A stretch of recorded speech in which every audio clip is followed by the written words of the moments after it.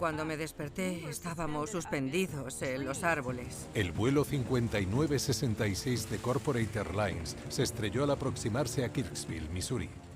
Lo único que pensé fue que tenía que salir de ese avión antes de que explotara. Solo 2 personas sobrevivieron. Al llegar al lugar del accidente ni se sabía que aquello era un avión. Los restos no arrojaron pistas. Todos los elementos fueron validados. Estaba listo para volar. Y la grabadora de voz de la cabina de mando registró a un equipo trabajando en armonía. Sin banderas, salvo la vertical. Con calma. Hasta los últimos segundos del vuelo. ¡No! ¡Árboles! Todo pasó muy rápido, pero la pregunta es, ¿qué fue lo que pasó?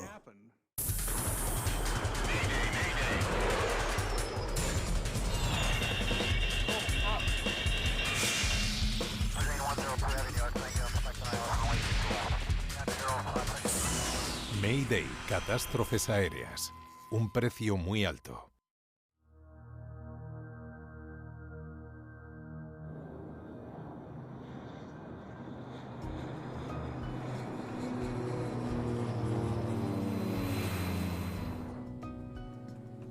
Para el aterrizaje habrá que subir a máxima potencia. Flaps a 10, subimos la potencia. Los pilotos del vuelo 5966 de Corporate Airlines precisan su plan de aproximación al aeropuerto regional de Kirksville, Missouri. Luego subiremos 900 metros y bajamos directos a Kirksville.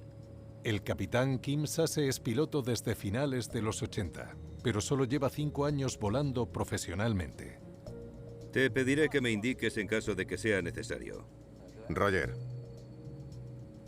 Definiría a Kim como un sibarita con un vocabulario muy peculiar. Estaba muy tranquilo cuando volaba y sus conocimientos eran excelentes. El primer oficial de vuelo, Jonathan Palmer, cuenta con 3 años de experiencia en vuelos con líneas regionales. Los pilotos ven los vuelos regionales como una etapa por la que tienes que pasar para llegar a los vuelos de líneas con más peso. Es la etapa en la que coges experiencia y haces carrera. En el vuelo de esta noche viajan 13 pasajeros. Aquel vuelo fue un vuelo bastante tranquilo. No recuerdo que hubiera turbulencias ni nada parecido. Fue un vuelo agradable. Wendy Bonham viaja con un grupo de doctores a un congreso médico.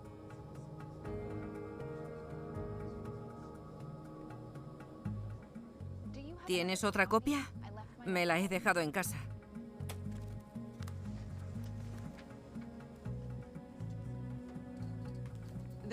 El tema del congreso era la compasión en medicina. Era un tema muy interesante. Yo tenía muchas ganas de ir. Me apetece mucho asistir a estas ponencias. Yo acababa de entrar en Kirkville College hacía unos meses, así que no conocía mucho a la gente que iba en el vuelo. Pero los demás se conocían entre ellos e iban charlando amigablemente. Yo disfrutaba mucho de escucharlos. El vuelo de esta noche cubre un trayecto de 50 minutos desde St. Louis hasta Kirksville, Missouri, en el que la visibilidad es reducida. Los vuelos cortos tienen una gran carga de trabajo porque en cuanto tienes el vuelo estabilizado tras el despegue, te toca empezar a preparar el aterrizaje. Nos vamos a la mierda. Vaya miedo da esto. Estos pilotos han operado varios vuelos juntos durante la última semana con malas condiciones meteorológicas. Cada vez que pasa esto me da como sensación de asfixia. ¡Me ahogo! El espacio de trabajo de los pilotos es muy reducido. Tienen unas vistas espectaculares, pero muy poco espacio para desarrollar su trabajo. Y en ese espacio pasan 6, 8, 10 horas al día. Tienes que buscar vías de escape para aguantar.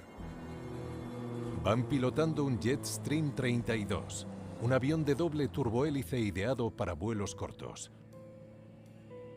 El Jetstream se diseñó para este tipo de vuelos. Era un avión económico y razonablemente confortable para los pasajeros. Era un avión capaz de meterse en aeropuertos pequeños, pero también de ofrecer todas las prestaciones de un avión. El Jetstream es eficiente y seguro. pero este modelo en concreto no tiene piloto automático. Al no tener piloto automático, los días se nos hacían muy largos. Tenías que ir pilotando todo el rato. El piloto automático habría ido bien para los trayectos largos que hacíamos. La parte positiva es que el Jetstream te permitía convertirte en un buen piloto. El vuelo 5966 era monitorizado por un controlador central en Kansas City, ya que no había controlador en el aeropuerto de Kirksville. Corpex 5966, gire a la derecha hacia 330. Mantenga los 900 metros hasta estabilizarse en el localizador. Pista 36 despejada en Kirksville. 900 metros hasta estabilizarnos. Listos para aproximación. Listos para aproximación. A 30 kilómetros al sur del aeropuerto, los pilotos comienzan a configurar la nave para el aterrizaje. Rumbo fijado, cross-check. Sin banderas salvo la vertical. Con calma. El tiempo que necesitemos. Los flaps a 10 y luego los configuramos. Así tenemos más tiempo de actuación. Vale, flaps a 10. La tripulación vuela a una aproximación no precisa. No tienen guía vertical de aterrizaje. Configurarlo todo antes les resta carga de trabajo al acercarse al aeropuerto. Una de las cosas que en cualquier aproximación y especialmente en una no precisa hay que minimizar es el número de variables. Y una de las maneras de hacer eso es colocar el avión en una posición de aterrizaje antes de lo normal. Vamos a asegurarnos de que las luces están activadas. De acuerdo. Las luces en Kirksville las activan los pilotos. Los aeropuertos con poco tráfico entrando y saliendo lo que hacen para reducir los costes de las instalaciones es no tener las luces encendidas continuamente. Los pilotos activan y controlan las luces con una serie de pulsaciones en unos mandos a una frecuencia de radio específica. Si las luces no están encendidas, sobre todo cuando vuelas con poca visibilidad y por la noche, no ves la pista. Y si no ves la pista, no puedes aterrizar. 7 veces le he dado. 7. Todavía están demasiado lejos para ver las luces. El capitán Sase quiere evitar sorpresas. Podemos llamar al control de Kirksville y preguntar si están activadas. Los pilotos piden confirmación al control del aeropuerto. Kirksville, Corpex 5966. 5966. Sí, ¿podría decirme si las luces de aproximación están activadas? Yo habría hecho eso si no hubiera visto las luces. Habría preguntado si las luces estaban activadas. Es una buena solución. Luces activadas. Bien, gracias.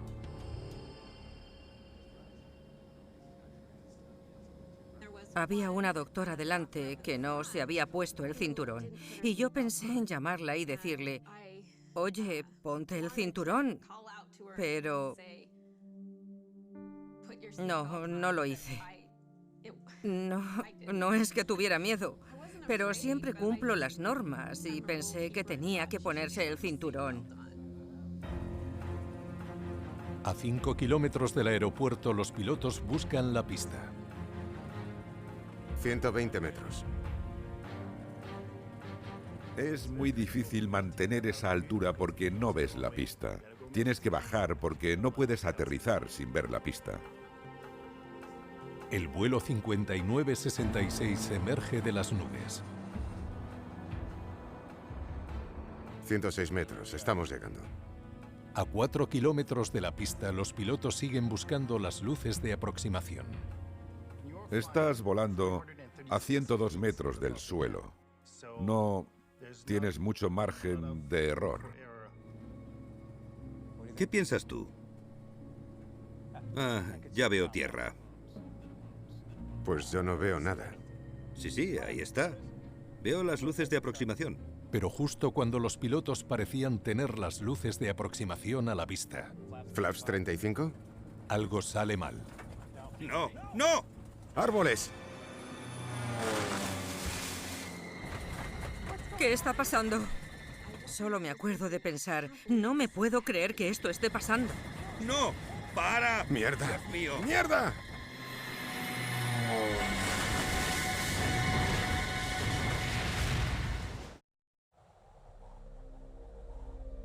El vuelo 5966 de Corporate Airlines se ha estrellado en una zona boscosa a 2 kilómetros al sur del aeropuerto de Kirksville, Missouri.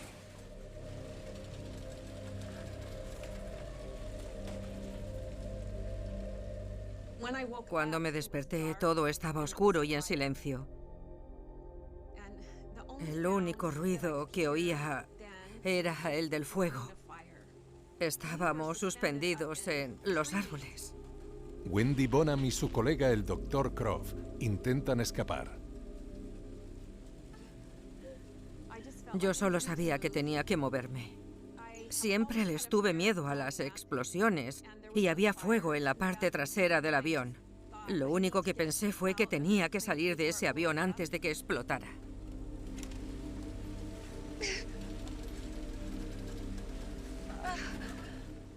No recuerdo caminar desde mi asiento hasta el lateral del avión. Estaba en pendiente y había fuego debajo. No había manera de salir del avión. No recuerdo la caída del avión al suelo. Me acuerdo de antes y de después. Me puse de pie y vi al Dr. Cronk, que estaba muy cerca del avión, tumbado boca abajo. Los otros 11 pasajeros y los 2 pilotos han muerto. Eran todos personas maravillosas que habían hecho cosas importantísimas por los demás. Y eso fue muy duro para mí. Para el gremio de pilotos, aquello fue algo que nos afectó, porque podríamos haber sido nosotros. Podría ser yo. Queríamos saber qué había pasado. La investigación recae en la Junta Nacional de Seguridad en el Transporte, pero no queda mucho del avión que analizar. La mayor parte del avión había sido pasto de las llamas. No quedaba casi nada. Había motores, hélices y cosas así, pero al llegar al lugar del accidente ni se sabía que aquello era un avión.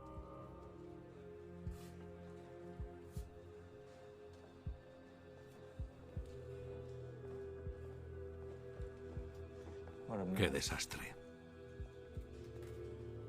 Esto es lo que queda de la estructura. Aunque el avión está casi destrozado, un equipo es capaz de analizar los restos in situ. Me maravilla que hayamos sido capaces de extraer tantos datos de este caos.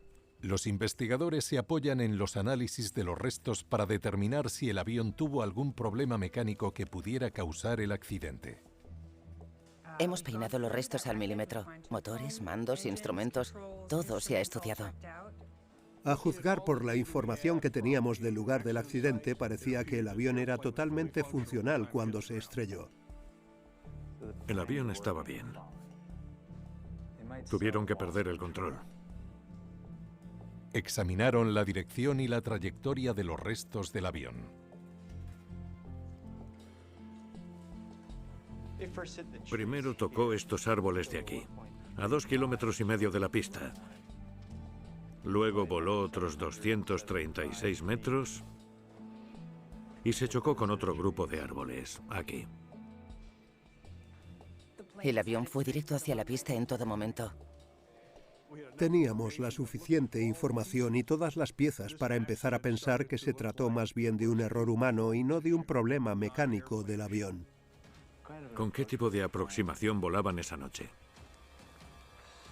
Aproximación no precisa hacia pista 36. Por desgracia, la tasa de accidentes en vuelos de no precisión es notablemente más alta que en vuelos con sistemas automatizados de aterrizaje. ¿Qué sabemos de las condiciones meteorológicas? El viento era normal y no hubo ni turbulencias ni lluvias reseñables.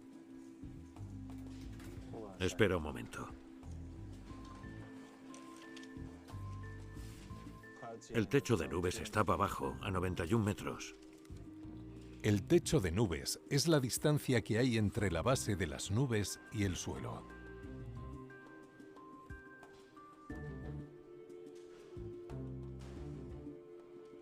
La visibilidad era de 4 a 8 kilómetros.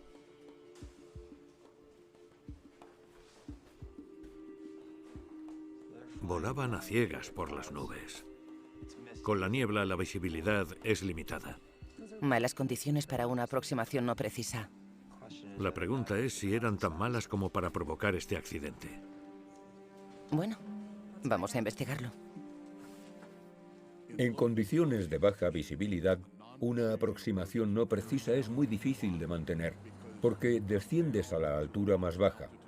Tienes que estabilizarte ahí y al final vuelas en busca del entorno de la pista de aterrizaje. Los investigadores hablan con un piloto que había aterrizado en Kirksville antes del vuelo 5966. ¿Cómo de malo era el tiempo esa noche? El vuelo fue estable, pero la visibilidad estaba al límite. Era de unos 2 a 5 kilómetros, y ese estado se mantuvo así un par de días. Quita la visibilidad para el aterrizaje. Sin problemas. Si hubiera sido peor, nos habríamos desviado. ¿Por qué se estrelló el vuelo 5966 si otro avión fue capaz de aterrizar sin problemas esa noche? La pregunta era, ¿qué pasó ese día? Y era el momento de buscar respuestas. Tenemos la información de funcionamiento preparada. Veamos cómo hicieron la aproximación.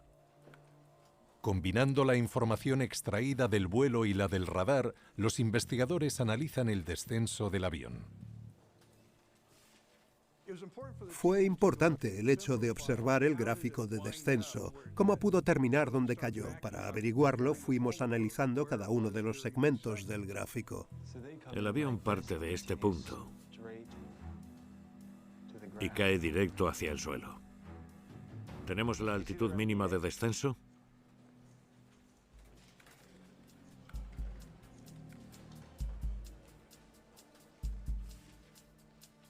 El avión tenía que estabilizarse en la altitud mínima de descenso antes de seguir descendiendo hacia la pista. ¿Por qué pasarían de la altitud mínima sin estabilizarse? Si no se pararon en la altitud mínima de descenso, ¿qué fue lo que no vieron o qué fue lo que hicieron mal? ¿A qué velocidad descendieron? A 365 metros por minuto. ¿A cuánto tendrían que haber ido? Por debajo de los 91 metros de altitud, el máximo es de 274 metros por minuto. Una vez alcanzas la altitud mínima de descenso, tienes que dejar de bajar y seguir avanzando. ¿Por qué el vuelo 5966 descendió tanto y tan deprisa? Siguieron bajando a esa velocidad hasta que se estrellaron. ¿Por qué no frenaron antes de chocarse contra los árboles? Los investigadores escuchan la grabación de la cabina de mando para entender por qué los pilotos del vuelo 5966 de Corporate Airlines se estrelló antes de llegar a la pista de Missouri. ¿Preparado? Vale, vamos a retroceder a los 5 minutos antes del accidente, cuando ya ponen rumbo a la pista. La grabadora de la cabina de mando es uno de los elementos más importantes de la investigación. Es la muestra más directa de la forma de interactuar de la tripulación, de la manera de aplicar los procedimientos y de cómo se gestiona la parte humana. Rumbo fijado. Cross-check. Sin bandera salvo la vertical. Con calma. El tiempo que necesitemos. Los flaps a 10 y luego los configuramos. Así tenemos más tiempo de actuación. Vale, flaps a 10. Están configurando el avión para el aterrizaje con antelación. El equipo escucha las pruebas de que la tripulación es cauta en los procedimientos. Buena solución para la baja visibilidad.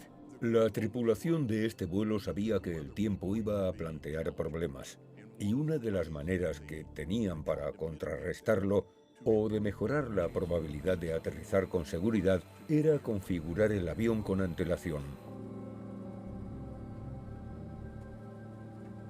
Vamos a asegurarnos de que las luces están activadas. De acuerdo. Se dan casos en los que el piloto hace un trabajo extraordinario y va un paso por delante. En este caso, le pidió al copiloto que llamase al aeropuerto para cerciorarse de que las luces de aproximación estaban activadas. No era obligatorio, fue una gran idea, sobre todo en esas condiciones.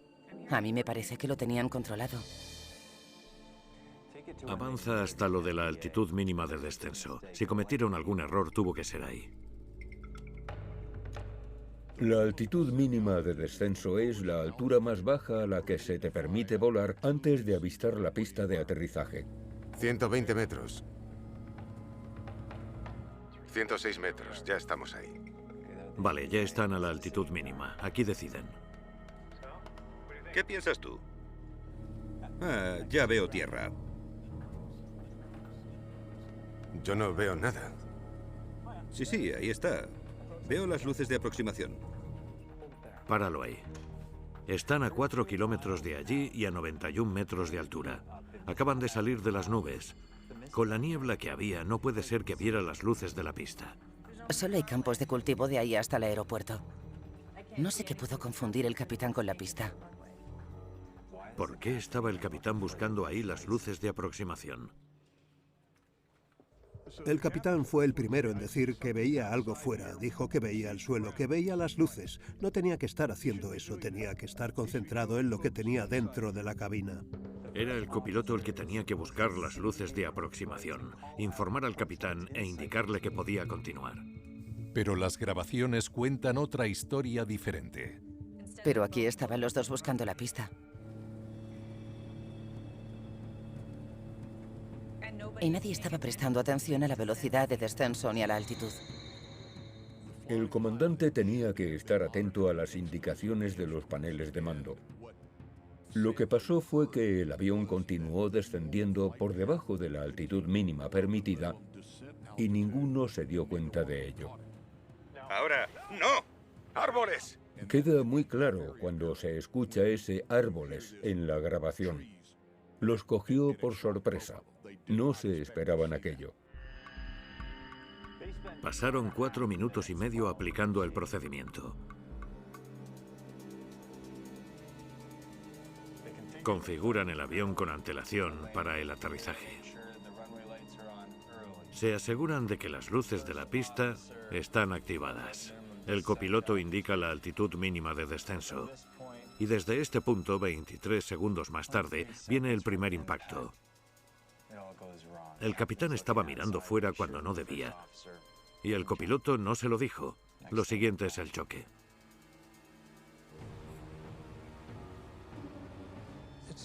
Llama la atención el repentino deterioro de la actuación del capitán al final. Hasta escuchándolo suena raro. Parecía mucho mejor que eso. Para mí es una sorpresa profesionalmente hablando. Los investigadores quieren saber por qué una tripulación que parecía estar haciéndolo tan bien... ¿Flaps 35? ¡No! ¡No! ¡Árboles! Cometió errores tan garrafales en los últimos segundos del vuelo. ¡Mierda! ¡Mierda!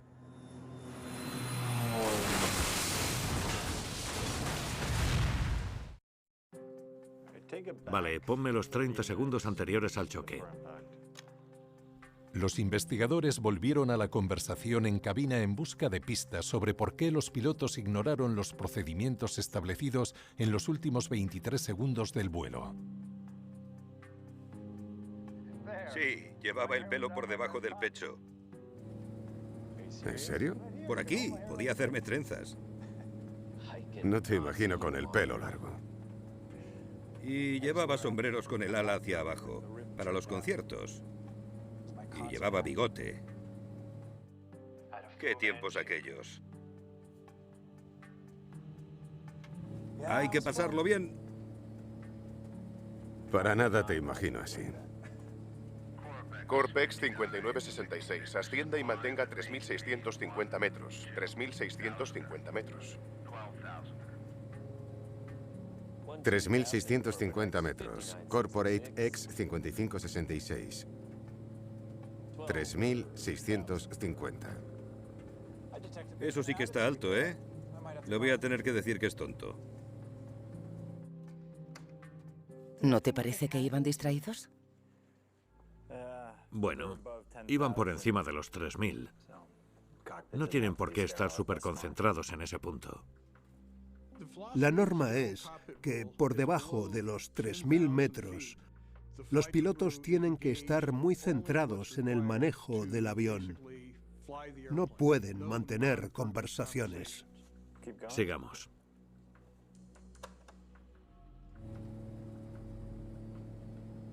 Me lo paso genial volando contigo. Ah, yo también. Quería que lo supieras. Hay que pasarlo bien. Es verdad, tío. Hay que divertirse. Hay muchos imbéciles que se toman demasiado en serio este trabajo. Volar con ellos es un coñazo. Un mes entero de aburrimiento. Lo único que deseas es ahogarlo al llegar al destino. Vaya. La conversación empieza a preocupar a los investigadores. Será de broma, pero el capitán le está diciendo al copiloto cómo quiere que se comporte con él.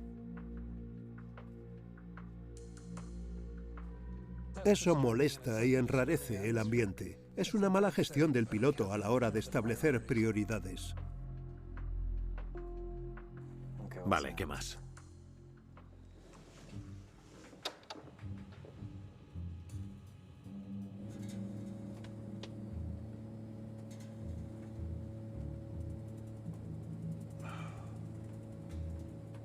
Crosscheck, todo listo. ¿Puedes quitarle el pie de ahí? Sí.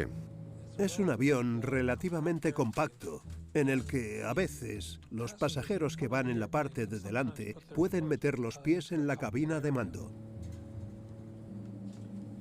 Velocidad de crucero activada. Es que si abres un poco la cortina, dices, tío. Hay gente a la que le digo que puede meter ahí los pies para que esté más cómoda, pero... mierda. Una vez le dejé caer un libro encima a uno, justo en el empeine. Vaya. Vale, para. El capitán inicia el procedimiento de crucero, pero se detiene para contarle al otro que una vez hirió a un pasajero. Es muy inapropiado. La falta de respeto por los pasajeros es palpable en esta conversación. Indicadores de presión. En todo lo alto del empeine. La presión ha subido un poco. El copiloto tuvo que pedirle 2 veces que controlara el nivel de presión, pero él insistía en contar su historieta.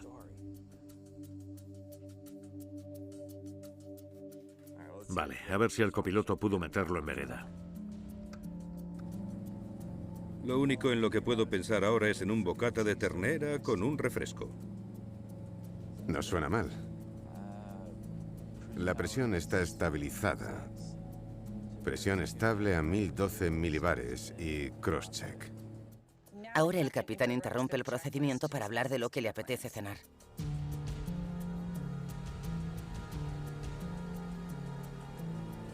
¿Por qué se queda en 1012 milibares?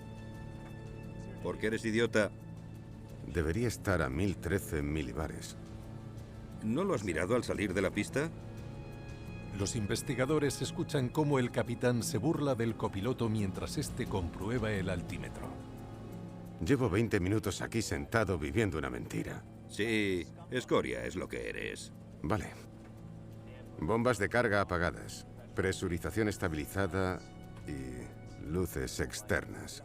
Una pústula purulenta y sabionda. Externalizadas. Tu puñetera lista de verificación está hecha.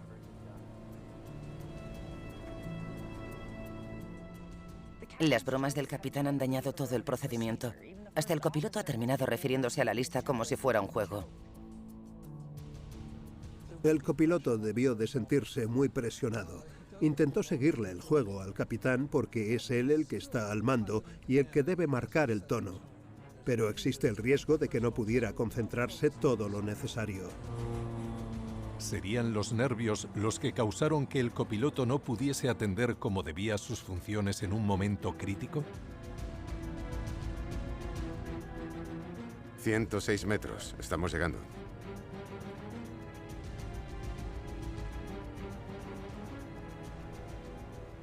¿Qué piensas tú? Ah, ya veo tierra. Yo no veo nada. Sí, ahí está. Veo las luces de aproximación. Hay que pasarlo bien. Hay muchos imbéciles que se toman demasiado en serio este trabajo. ¿Flaps 35? El ambiente que crea desde el principio, burlándose de otros pilotos y de los pasajeros, establece un tono poco adecuado. Y el copiloto se ve cohibido para llevarle la contraria. Cuando las cosas se torcieron, él podría haber intervenido.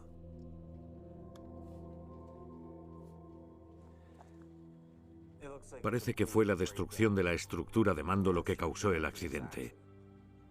La pregunta es, ¿por qué?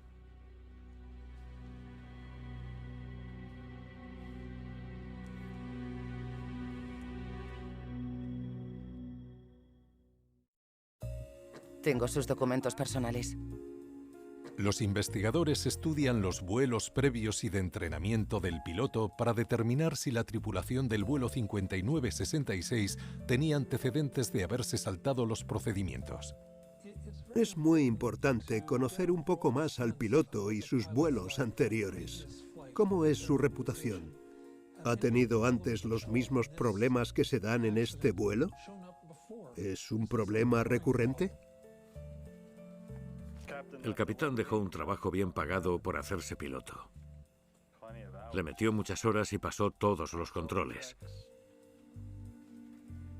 Tenía una entrevista concertada con una aerolínea mayor. Era un piloto muy bueno, un apasionado de la aviación que dejó la industria tecnológica en la que ganaba mucho más dinero porque quería ser piloto.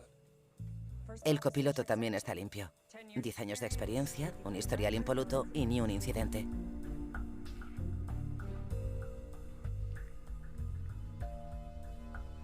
Hacía unas bromas absurdas, como si estuviera borracho. ¿Crees que podía estar cansado?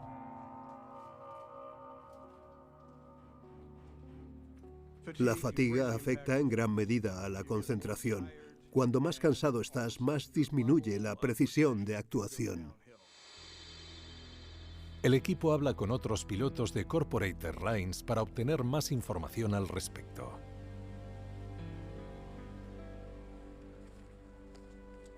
Hola.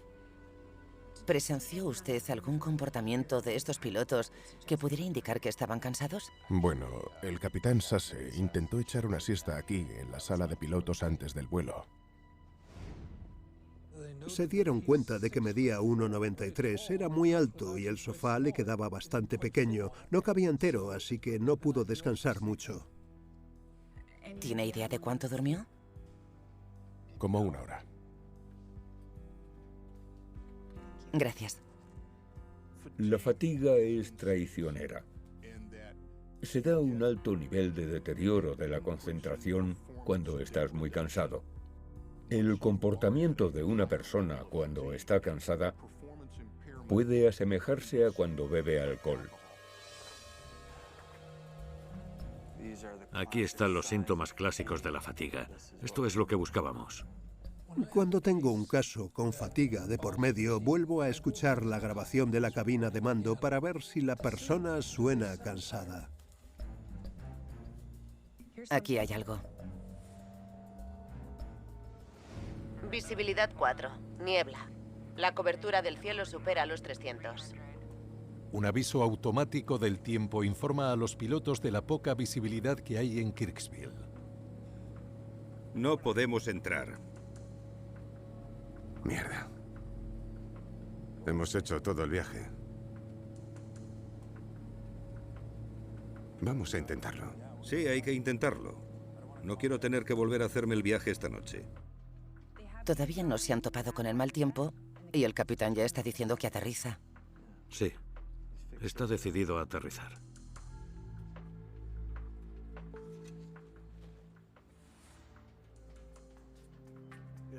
Tuvo que ser un turno muy cargado para él. Y de alguna manera ya estaba llegando al final y solo quería terminar el vuelo. Pero hay algo más que fijación en esta historia. La discusión de los pilotos deja entrever algo más que fatiga. Al darse cuenta de que las condiciones eran malas, el capitán debió plantearse otras opciones que no fueran aterrizar. Bueno, puede que lo haga a continuación. ¿Cómo sigue? Ojalá tuviéramos sistema de aterrizaje instrumental. El próximo trabajo que tenga será con aterrizaje instrumental. Sí. El capitán se queja de que no tiene asistencia automatizada de aterrizaje, una ILS en el aeropuerto. Lo único que se plantea es cambiar de trabajo. En lugar de presentar opciones por si no pueden aterrizar, el capitán habla de su ambición de volar en una compañía más grande. Nos vamos a la mierda. Vaya miedo da esto.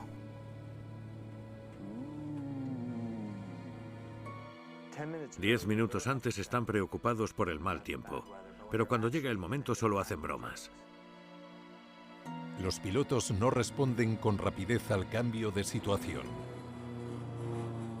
Eso puede ser un signo de fatiga. La gente empieza a hacer tonterías y pierde seriedad y responsabilidad sobre su comportamiento.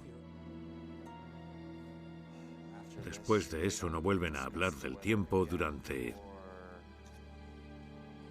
3 minutos. ¿Quién está mirando el pronóstico en Kirksville? Visibilidad a 5 kilómetros. Cielos cubiertos a 91 metros. Sí, el cielo está cubierto a 91 metros.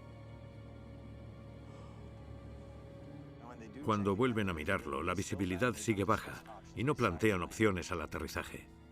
Descubren que la tripulación ignoró múltiples avisos sobre las condiciones meteorológicas durante la aproximación.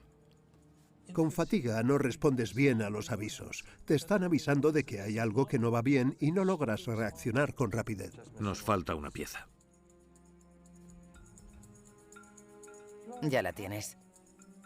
La decisión arriesgada es la de intentar aterrizar cuando no puedes asegurar que ves la pista. Ah, ya veo tierra.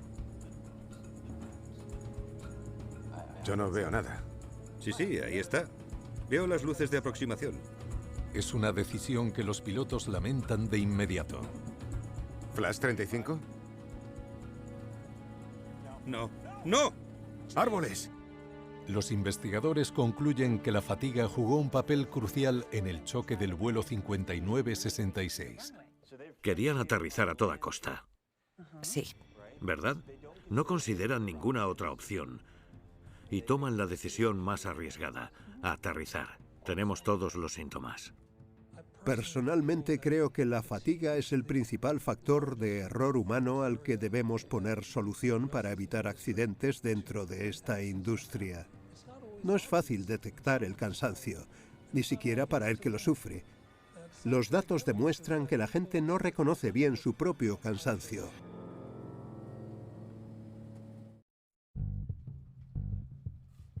A ver, ¿cuánto trabajaron estos dos hombres antes del accidente? Los investigadores analizan las horas de vuelo de los pilotos antes de emprender este último. Para analizar la fatiga tenemos que saber si la persona descansó lo que suele descansar y cuánto tiempo lleva despierta. También miramos el tiempo de día. Esos son datos científicos de los que podemos extraer conclusiones. La noche del vuelo llevaban trabajando 3 días seguidos. Eso consume a cualquiera. Sí, tuvieron 7 horas y media de descanso efectivo la noche de antes del vuelo. Aquel día hicieron 6 vuelos, a 1 por hora, y estuvieron de servicio 14 horas seguidas desde las 5:45. El equipo descubre que los pilotos del vuelo 5966 habían tenido una jornada extremadamente larga antes del accidente. El día del accidente trabajaron muchísimo. Se levantaron a las 4 de la mañana. Tenían su primer vuelo a las 5. Tenían 8 vuelos previstos. Habrían estado de servicio durante 14 horas. Eso es muchísimo. Entonces, fue un día interminable, sin descansar lo suficiente, y súmale que no tenían piloto automático. ¿Qué dice la Administración Federal de Aviación sobre trabajar en esas condiciones? ¿Estaban los pilotos en condiciones para trabajar tantas horas sin descansar? Mira esto. Los pilotos no pueden realizar más de 8 vuelos en un día, los que tenían. Yo volaba en aquella época y teníamos un número máximo de horas de vuelo al día. pero el número de horas de trabajo ni se tenía en consideración. ¿No hay ningún sitio donde ponga que no es seguro volar si llevas tanto tiempo despierto?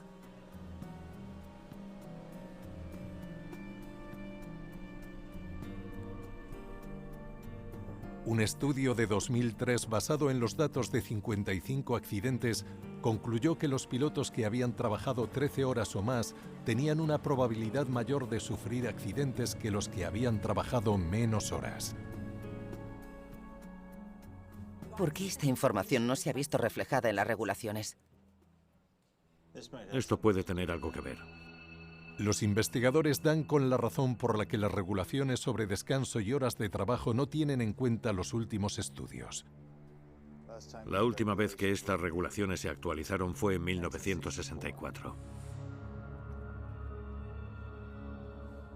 Había pilotos muy capaces y profesionales y una compañía que quería hacer un buen trabajo. Las regulaciones tendrían que haberse actualizado en base a los datos científicos para mejorar la seguridad de todo el mundo. Ahora el equipo tiene una idea de lo que pudo pasar en el accidente del vuelo 5966 de Corporate Airlines. Al final de una jornada de 14 horas, 2 pilotos agotados intentan realizar un último aterrizaje en condiciones adversas. Cada vez que pasa esto me da como sensación de asfixia. ¡Me ahogo!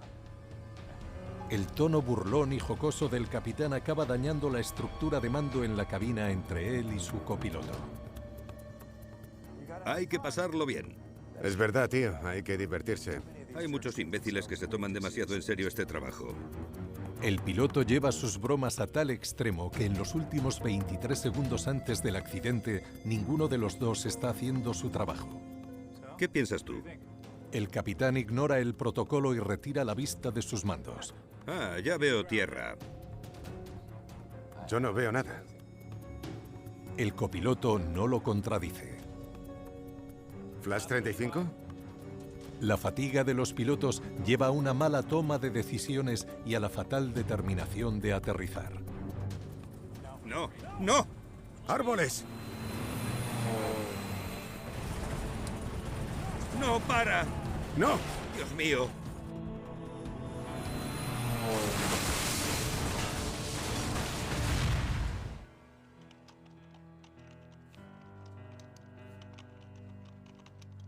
La Junta Nacional de Seguridad en el Transporte recomienda a la Administración Federal de Aviación que tenga en cuenta en sus regulaciones el tiempo de trabajo y la duración de la jornada, la hora de inicio, la carga de trabajo y otros factores que pueden afectar a la concentración de los pilotos. La Junta llevaba décadas sugiriendo cambios en las regulaciones sobre los tiempos de vuelo y las horas de servicio antes de que esto sucediera, pero creo que fue este accidente lo que hizo que realmente la industria se diera cuenta de que era necesario. Esto fue un empujón para que las grandes aerolíneas implementasen cambios en este sentido primero y para que las siguieran las aerolíneas regionales después. Para Wendy Bonham, estos cambios tuvieron un precio muy alto. Me reconforta saber que se han hecho cambios sobre el tiempo máximo de vuelo de los pilotos a raíz de este accidente. Supongo que no hay mal que por bien no venga.